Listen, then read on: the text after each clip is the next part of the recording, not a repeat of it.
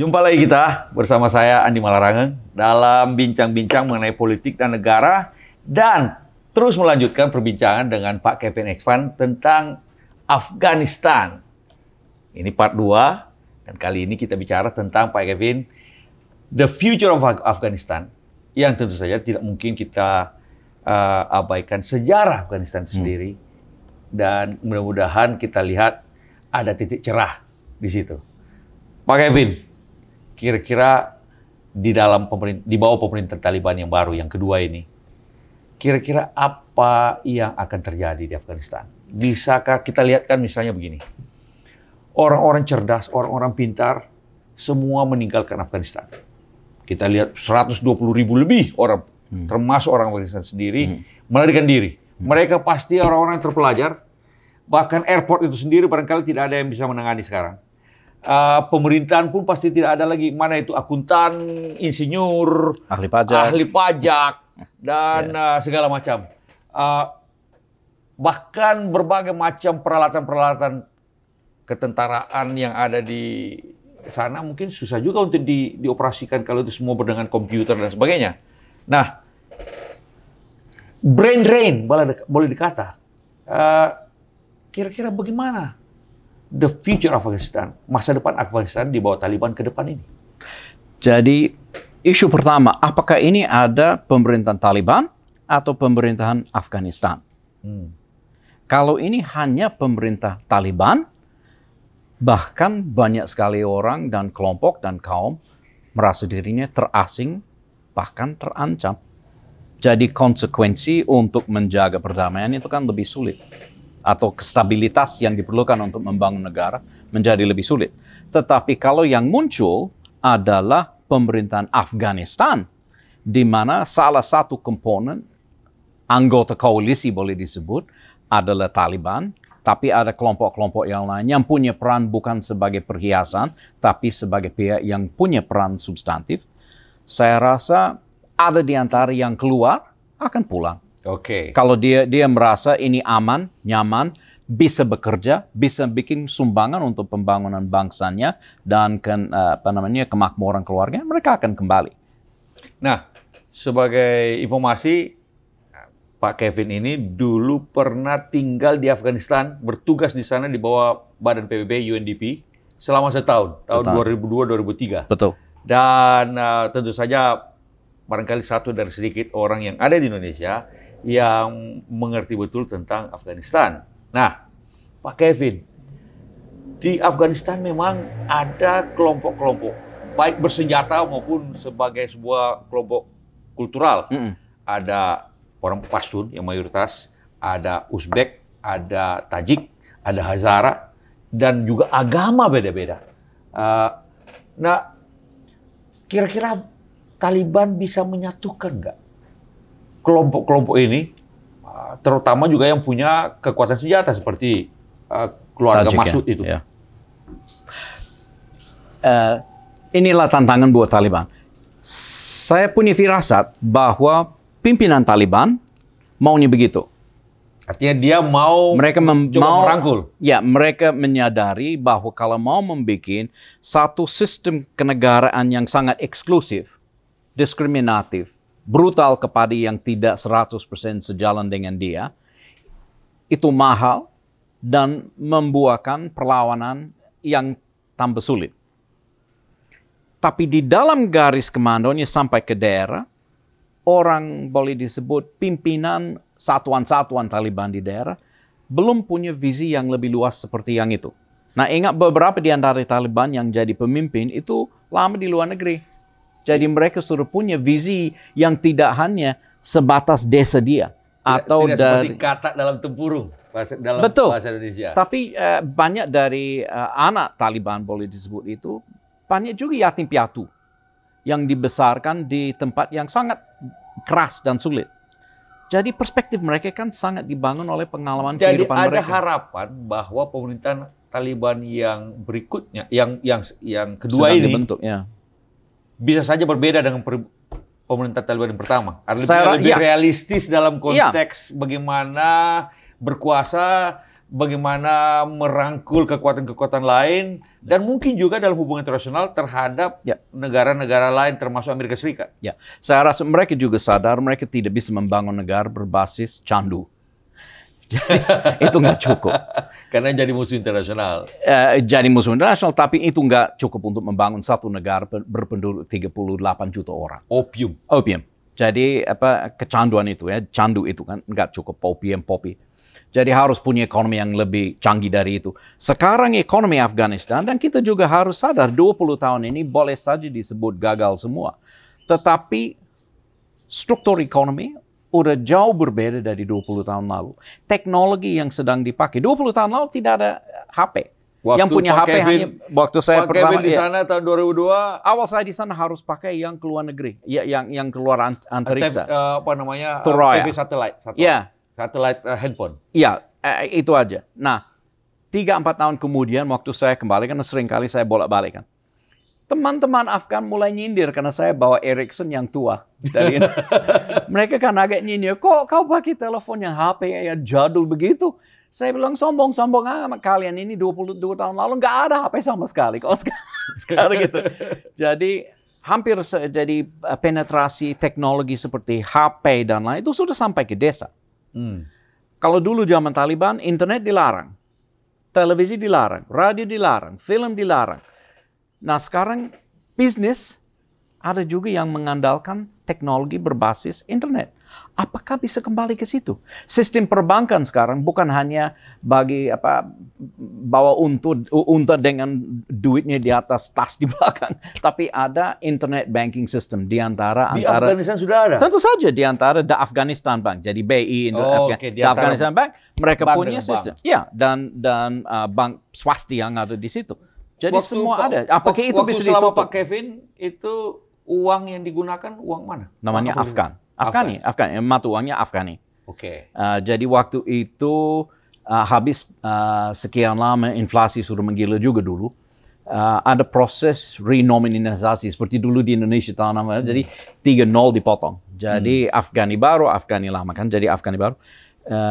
Sekarang kita kan belum tahu pakai uang mana sekarang. Afghani sekarang ini masih. Iya. Walaupun mungkin ada beberapa yang berani coba pakai dolar Amerika karena dianggap lebih stabil. Mungkin dalam keadaan sulit begitu karena bank ditutup. Aset Afghanistan, bank di luar negeri dibekukan. Jadi akses ke capital sekarang sudah lebih sulit, sangat sulit.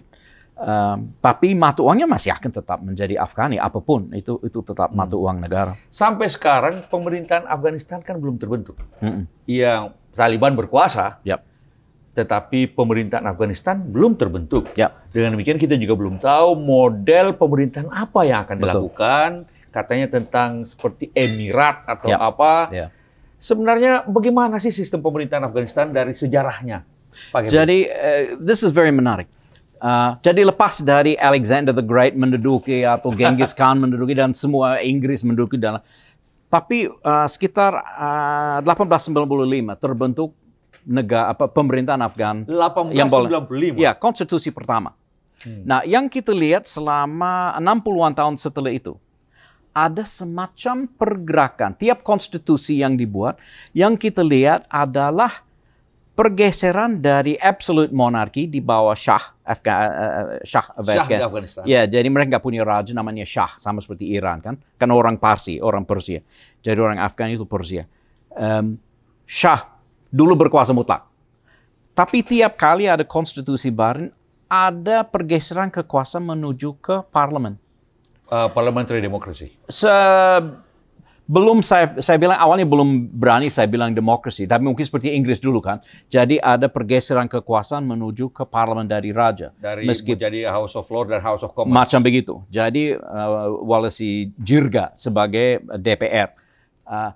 Pada konstitusi 64 itu sebetulnya bagi saya it was like Thailand atau Jepang atau Kamboja sekarang. Jadi constitutional monarchy. Iya, 1964. Itu yang terakhir sebelum kekacauan. Jadi waktu itu sudah jelas ada Perdana Menteri bertanggung jawab ke parlemen dan lain-lain begitu. Jadi terbentuklah sudah semacam sistem yang akan disebut constitutional monarchy. Itu sudah menjadi baku.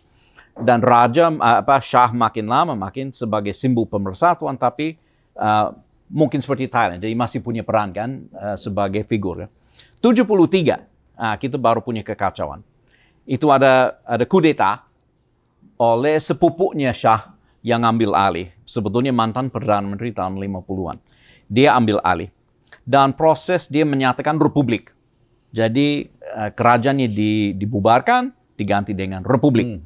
Nah, mulai menjadi agak kacau. Jadi sistem konstitusi yang dibangun mulai jadi aneh-aneh. 5 tahun kemudian ada 2 partai komunis yang muncul. Dua partai komunis. Satu yang berbasis kelompok Pashtun, satu berbasis kelompok Tajik, Hazara, dan kelompok berbahasa Farsi. Ya.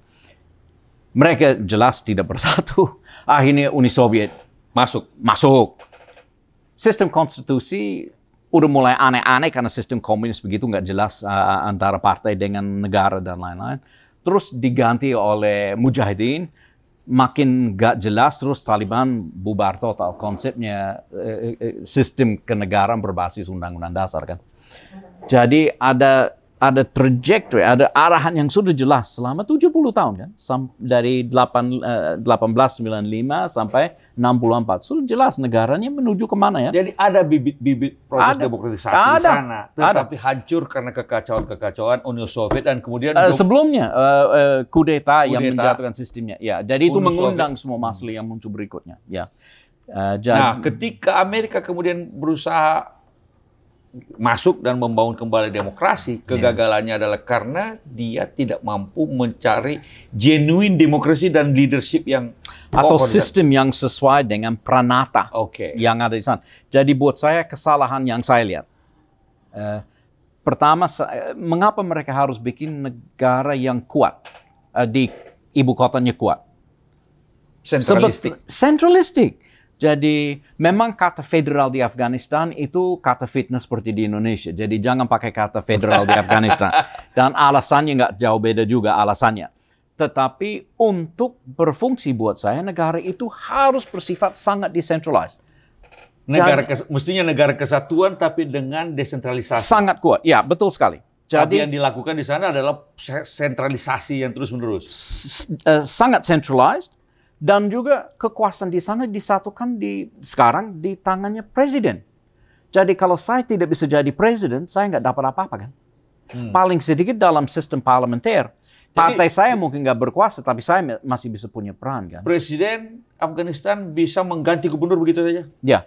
Dan itu ada contoh yang baru-baru ini, beberapa bulan lalu. Ini Presiden Ashraf Ghani menggantikan gubernur di provinsi namanya Kunduz.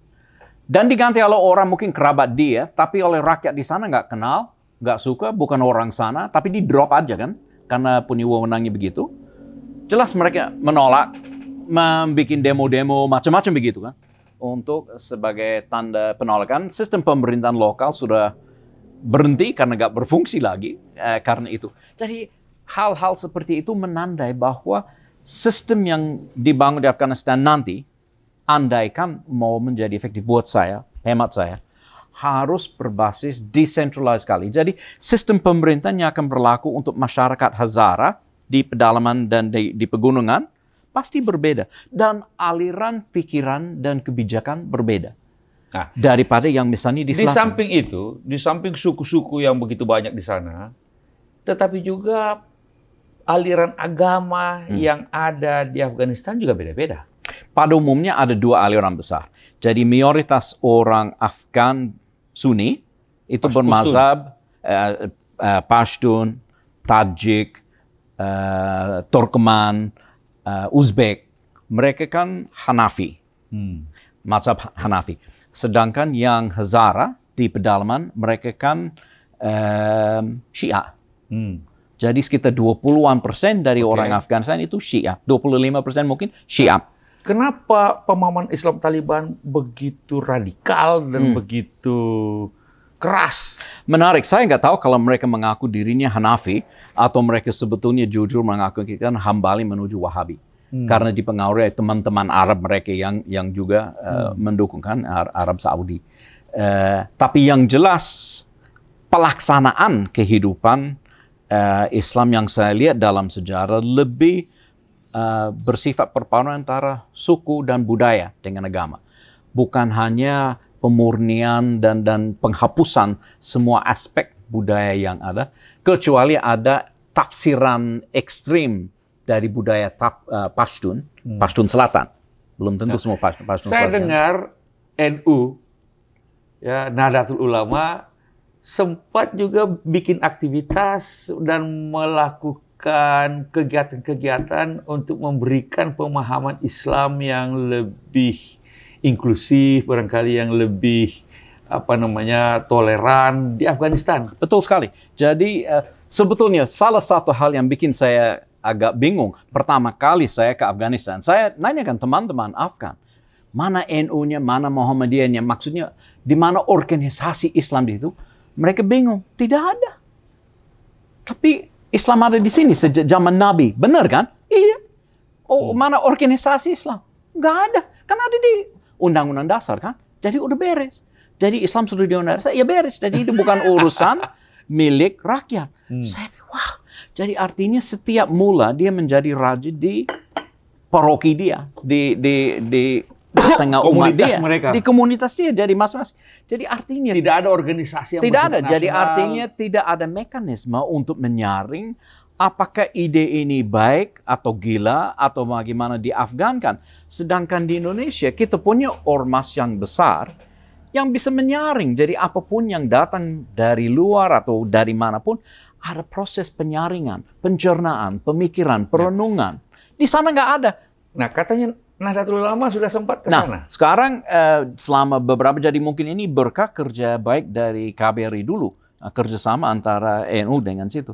Jadi yang ada di sana jaringan ulama, tapi orang Afgan, ulama Afgan. Dan mungkin ulama Afgan yang sudah capai dengan ekstremisme, kepicikan, dan kesukuan, dan bla bla bla. Jadi mereka membangun jaringan NU di Afghanistan, yaitu dikuasai oleh orang ulama Afgan dari lintas suku.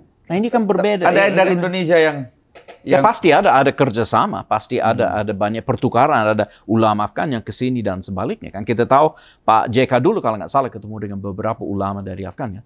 Jadi ada proses kerjasama begitu. Jadi bukan hal sebenarnya tapi bukan sayangnya hal baru. Itu belum mendominasi atau belum membuat pemikiran Islam di Afghanistan jauh lebih toleran, lebih terbuka dan sebagainya ya. Belum sempat, terlalu lama barangkali untuk gerakan itu. Pengalaman saya seperti ini, orang Afgan jarang ada yang ekstrim begitu. Itu kan hanya dipaksa.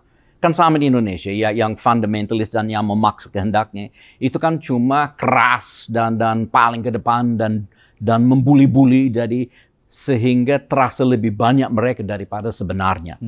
Jadi demikian pula di Afghanistan. Di Afghanistan juga sebagian besar sebenarnya mayoritas umat Islam di sana juga sangat moderat, toleran. Mereka pernah hidup di bawah sistem komunis, pernah hidup, jadi sebenarnya mereka bisa menyesuaikan diri kan. Tapi yang kelompok yang secara bersifat kekerasan dan lain-lain dan sangat vulgar dengan ekstremisme dan pemaksaannya itu tidak terlalu banyak. Tetapi kelompok itu selalu bisa memaksa kehendaknya kepada mungkin karena mereka memegang senjata. Ya, betul sekali. Dan intimidasi dan lain-lain.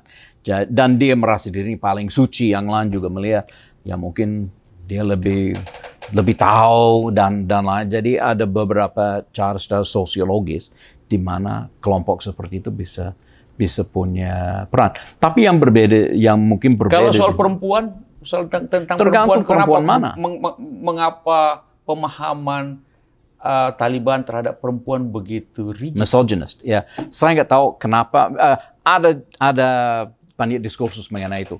Banyak dari anak Taliban dulu itu anak yatim piatu, dibesarkan di lingkungan di mana tidak ada perempuan. Jadi banyak dari mereka sudah dibesarkan tidak kenal perang perempuan. sejak mulai dari Uni Dan Soviet. dia yatim piatu, hidup di madrasah atau hidup dalam kelompok hanya ada laki-laki. Jadi sebetulnya nggak begitu kenal dengan perempuan, kecuali mungkin diindoktrinasi dengan budaya misoginis dan lain-lain. Perempuan adalah muara segala dosa dan all of that sort of stuff kan. Jadi itu juga bisa salah satu yang efektif kalau kita lihat Indonesia pengalaman Indonesia adalah proses nation building itu datang dari proses sosialisasi di sekolah.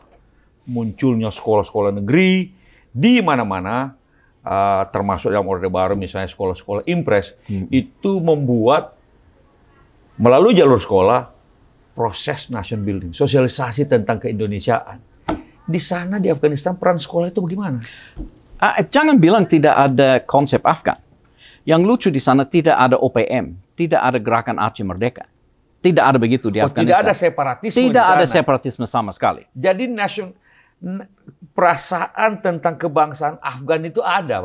Ada. Jadi sekejam apapun mereka tapi ada satu juga sama kesukuannya. lain. Ya. Jadi sebrutal apapun mereka satu sama lain, tidak ada yang mau keluar, bikin negara terpisah. Jadi itu sesuatu yang agak unik juga. Jadi itu perlu dia. Jadi orang Afgan punya konsep ini Afghanistan. Cuma masalahnya Afghanistan itu harus seperti saya. Nah itu yang menjadi masalah. Jadi konsep, oh iya Anda kan Syiah, oh iya silakan. Atau ini kan Islam tapi dia suka minum alkohol, ya udah. Ini kan masih mau pakai burqa, oh ya udah. Itu kan budaya dia kan. Jadi aspek itu kan, dan ini mungkin menjadi bagi saya salah satu problem over centralization. Jadi semua keputusan dari Kabul, jadi tapi untuk hidup, dan mereka tidak pernah ada konsensus tentang ke arah mana sebaiknya negara ini, sistem apa yang digunakan secara konsisten sehingga mereka bisa bersaing dalam sistem itu, tetapi terus-menerus terjadi kekacauan dan perubahan-perubahan sistem yang begitu dahsyat membuat tidak pernah juga ada konsensus yang benar-benar baik mau pakai sistem apa untuk mengatur perasaan negara. saya sampai 73 memang ada. Jadi itu seperti yang saya tapi kemudian bilang, kekacauan itu kekacauan mulai dari situ. Jadi mereka belum mencari format bersama. Karena biasanya pada setiap tahap sejak itu ada orang Afgan dalam dan ada orang Afgan yang diasingkan. Dan diasingkan itu kan tidak ada posisi dalam struktur konstitusi yang ada. Sehingga perlawanannya harus fisik. Jadi untuk membangun konsensus antara semua. Ini mungkin kesempatan sekarang. Kesempatan sekarang sebenarnya. Karena tidak kalau ada mau bikin kelompok. perdebatan. Kalau dulu zaman Indonesia kita lihat ada jam perdebatan BPUPKI tentang dasar negara, yang dilanjutkan juga di PPKI dan segala macam. Itu membuat kita akhirnya mendapatkan konsep negara Pancasila di situ. Kemudian 18 Agustus 1945. Paling tidak itu ada dasar yang kita sepakati bersama. Ketika Piagam Jakarta ditolak, dihapus tujuh kata itu, dan kemudian terjadi Pancasila yang diterima oleh semuanya. Ini kan merupakan sebuah landasan yang begitu kuat terhadap bagaimana Indonesia kita bangun ke depan. Betul. Nah, di sana mungkin saatnya sekarang barangkali orang Afgan bersama-sama Taliban juga untuk membicarakan mengenai hal ini. Nah, saya sepakat. Jadi dulu waktu kunjungan saya terakhir ada 2017, saya bicara sama sahabat saya di situ. Dia seperti keluarga saya. Saya bilang, kalian di Afghanistan perlu Pancasilanya. Jadi bukan Pancasila seperti Indonesia, tapi perlu semacam kesepakatan mengenai beberapa prinsip azasi yang mengikat semua kelompok-kelompok besar di Afghanistan. Jadi dari situ bisa merangkum satu persatuan. Jadi bukan ideologi yang eksklusif. Dengan demikian ada orang Afgan dalam, orang Afgan luar. Jadi itu pasti gagal. Tapi satu konsensus di mana semua kelompok besar, nggak bisa 100% manusianya, Kak. Tapi mayoritas besar sudah bisa lihat bahwa oke, itu kami. Nah, dari sana bisa membangun diskursus, mau sedikit kiri, mau sedikit kanan, apapun. Itu kan semua diskursus berlandasan prinsip-prinsip awal begitu. Dan saya bilang Indonesia punya itu. Dan saya bilang setiap negara yang bertahan, dia punya itu. Nah, orang Australia misalnya, kan saya asli Australia, kami pernah ditawarkan Pancasila. Bentuk semacam preambula pembukaan konstitusi Australia. Tapi itu ditolak, 60% penduduk waktu ditawarkan. Jadi orang Australia sangat resisten untuk memperbaiki atau merubah konstitusi. Tetapi dibilang tidak ada Pancasila itu nggak benar. Ada. Cuma tidak tidak dicatat secara undang-undang dan lain. Ya. Tapi ada prinsip-prinsip yang sebetulnya dipegang semua kelompok di Australia. Dan kalau saya mau mengajukan debat atau menang debat mengenai satu kebijakan, saya menggunakan diskursus itu, dan pelawan politik pun harus anggap, oke, syah debat meskipun saya nggak sepakat. Oke, fine. Jadi ada landasan untuk membangun diskursus beradab. Itulah yang mereka perlukan. Apa yang bisa dilakukan oleh kami di Indonesia ini untuk membantu Afghanistan mencapai sebuah negara yang menjadi bagian dari peradaban dunia? Sebetulnya Indonesia punya nama harum di Afghanistan. Kalau dibilang mereka pada umumnya anggap Indonesia ini negara maju, negara damai, negara sukses. Dan juga mayoritas Muslim. Dan tentu saja mereka sadar itu. Kalau dikatakan bahwa Afghanistan kacau karena ada orang asing, kekuatan asing yang menduduki Afghanistan? Atau campur tangan atau apa. Masing-masing bangsa harus menegosiasi posisinya. Memang lingkungan, boleh disebut RT-nya dia, agak sulit. Di antara Pakistan, Iran, China, sama Rusia. Memang posisi strategisnya agak sulit. Tetapi itu harus memberi ide mengenai bagaimana dia bisa bertahan. Nah, jangan lupa pada pertemuan Asia Afrika, salah satu peserta sebetulnya Shah Afghanistan sebagai negara netral, negara non-blok. Nah, saya lihat kalau orang Afghanistan seharusnya melihat bahwa kemerdekaan dia paling dijamin kalau dia punya hubungan baik tapi tidak berpihak dengan masing-masing tetangganya. Jadi nggak pro-Pakistan. Seperti Swiss. Sebetulnya begitu, tapi orang Afgan sering nyinyir kalau disebut seperti Swiss. Tapi memang buat saya ini ada contoh yang sangat bagus. Karena sebetulnya Afghanistan sendiri itu kumpulan dari orang-orang tetangga kan. Jadi ada orang Syiah, orang Tajik kan ada Tajikistan, orang Uzbek ya ada Uzbekistan, ada Turkmen ya ada Turkmenistan. Orang Pashtun itu separuhnya sebetulnya tinggal di Pakistan juga. Iya. Jadi sebetulnya dia agak mirip Swiss dalam hal itu. Jadi dan tentu ada saja kanton-kantonnya. Of course. Jadi tapi Swiss berhasil karena sangat decentralized. Jadi orang Jerman Swiss ya lebih Jerman dari orang Jerman, orang Prancis Swiss lebih Prancis dari Prancis, orang Italia lebih Italia dari orang Italia mungkin. Tapi karena itu dia bisa hidup nyaman dalam wilayahnya dan sudah ada compact, si kelompok Jerman nggak akan perangi kelompok Prancis dan sebaliknya. Karena dia tahu kalau si Prancis gebukin kelompok Jerman ya Jerman makanya mungkin Swiss akan diundang. Dulu survive walaupun ada perang dunia waktu itu. Ya. Karena dia berjuang untuk bertahan. Ini tantangan dari Afghanistan ke Iya. depan barangkali. Nah, problemnya dia bagaimana dia menjaga bukan territorial integrity, integritas bangsa kan, dari parumnya tidak ada orang asing yang mau mencaplok. Ada nggak begitu? Kemungkinan Tapi pengaruh bahwa ini kesempatan Cina masuk ke Afghanistan? Oh, tentu saja. Dan dia merasa ini bagian dari agenda Belt and Road, ya. Jadi Afghanistan, karena Afghanistan utara itu bagian dari the Silk Road anyway kan, sejak ribuan tahun lalu. Jadi Afghanistan dia sebetulnya adalah pelintasan dari peradaban sejak zaman dahulu.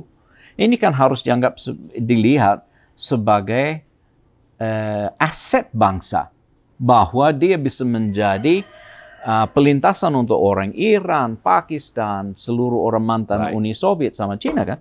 Dia bisa anggap begitu, tapi dia harus pintar. Nah, sekarang terakhir Pak Kevin, optimis nggak melihat Afghanistan ke depan? Bagi saya sekarang ini banyak ini di tangan pemimpin Taliban saat ini. Yang menarik, nah apakah Amerika akan bermusuhan dengan Taliban? Bagi saya tidak, tergantung dia. Nah jangan lupa, 80 tahun lalu Amerika berperang lawan siapa? Jepang, Jerman, Italia. Sekarang sahabat sangat baik. 50 tahun lalu dipermalukan di Vietnam. Sekarang persahabatan mereka sangat baik. Jadi tidak ada yang mustahil. Tapi yang saya lihat dengan era baru di Afghanistan ini, perlu juga menunjukkan bahwa apa yang dibuat sekian-sekian ini tidak semuanya sirna, dan kelompok-kelompok yang lain juga masuk supaya ini kelihatan seperti administrasi atau pemerintahan yang memang menaungi bangsanya. Kalau rakyat sendiri yang perang, bagaimana keabsahan ini? So, banget di tangan pemimpin. Baik, saya rasa itu kata yang paling tepat, bahwa nasib Afghanistan ke depan tentu saja di tangan rakyat Afghanistan, tetapi pemimpinnya yang menentukan arahnya kemana. Dan kita harap bahwa Taliban bisa belajar dari kegagalannya dulu memerintah, sehingga kali ini dia akan memerintah dengan lebih inklusif, lebih mendengar, dan lebih toleran terhadap mereka-mereka yang tidak bersama kelompoknya.